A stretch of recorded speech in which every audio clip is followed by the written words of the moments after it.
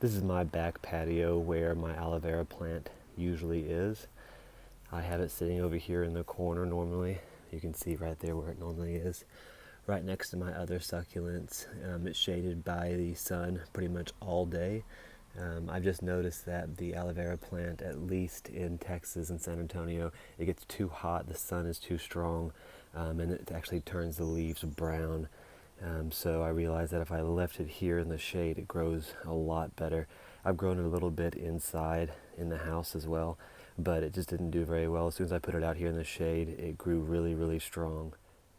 So this is the aloe vera plant right here. I've got it in the shade right now temporarily because I'm going to be taking some of the pups out and going to be putting them in new pots. So I've got it in the shade here so I don't have to be sitting in the sun while I do the work. But I was going to show you a few things here first.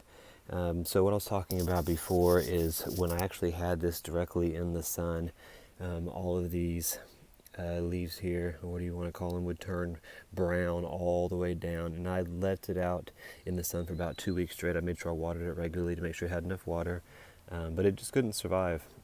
It was starting to turn brown everywhere, so I actually pulled it back and put it back in the shade where I showed you, and within a week or two, all of the brown went away again, and it went back to really vibrant and green, which is what it looks like right now. So I basically just saw that maybe it's because it's in the pot or what, but really it wanted to be in the shade a lot better. It liked to be in the shade a lot more.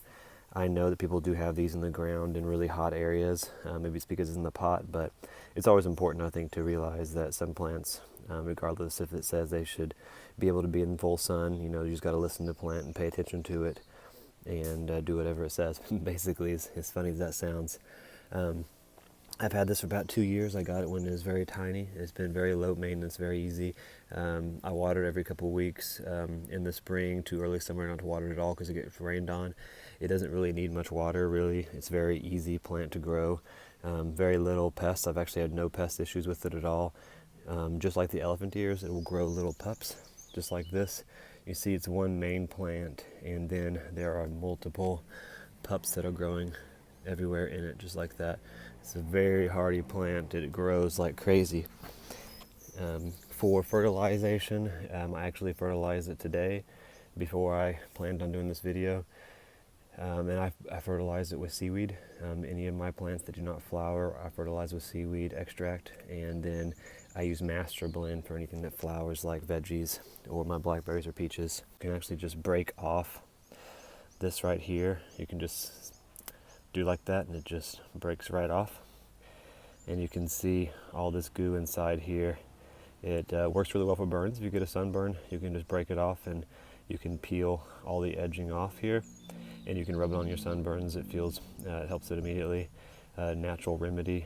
People use it for eczema, and that's more of what I was worried about today. I have a neighbor who had tried to grow aloe vera and was not successful, and his plants died. So now that I have grown it and have success with it, I'm going to be taking probably 2 or 3 of these pups, potted them in different pots. Got them over here, and then I'm going to be giving a few of them to him to help, so he can start growing them again. He was growing them because he has a son who's got eczema, and he had heard that it helps a lot with that. So he wanted to try it out, but his plant, I think he bought 5 or 6 and they all died. But he had them all in direct sun in his driveway.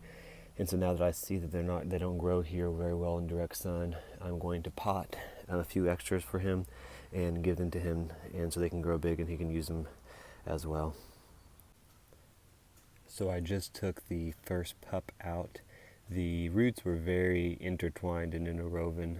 I actually had to get a spoon from the kitchen to try to get them out because everything was so tight. I ended up getting this one out. Obviously there is going to be damage to the roots, but I think that's expected. There's a big one of the fat root there cut off, but I really don't think that's going to matter at all. I'll end up trimming off a couple of those leaves right there. I'll trim off that damaged one and that one right there.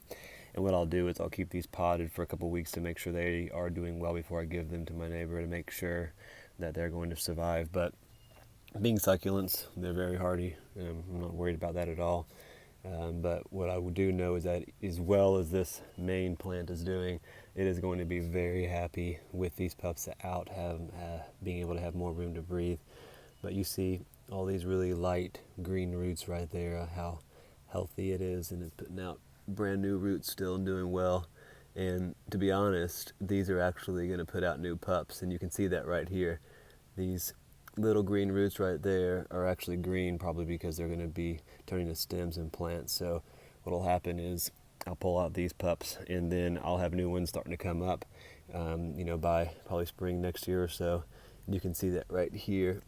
You see, let me see if I can get in there. Right there, there's another pup that is starting to grow. So what it looks like that happens is these are actually growing from the roots from the main plant, which is why this one is so hard to get out, because I have to actually break roots and break stems. So that means that this main one, this fat one right here, would have been a root from the main plant, which is why it's so big.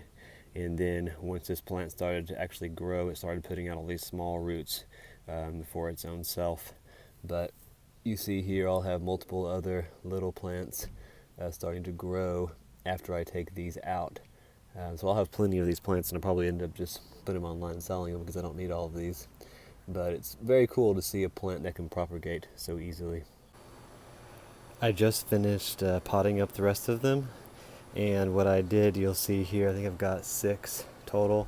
What I did was I took some rock that I had in the backyard to prop them up. They all had roots pretty decent size, but still they're small, so they're not going to be able to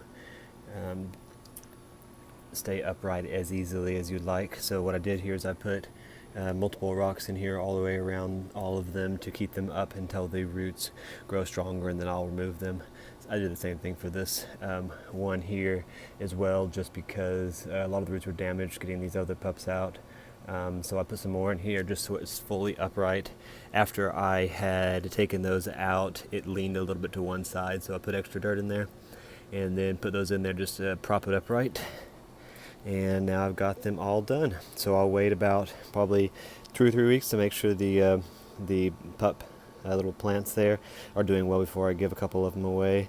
But everything is looking very nice. All right. Like always, please like and subscribe and comment below if you have any questions or if you want to see anything else. Thank you very much and have a good day.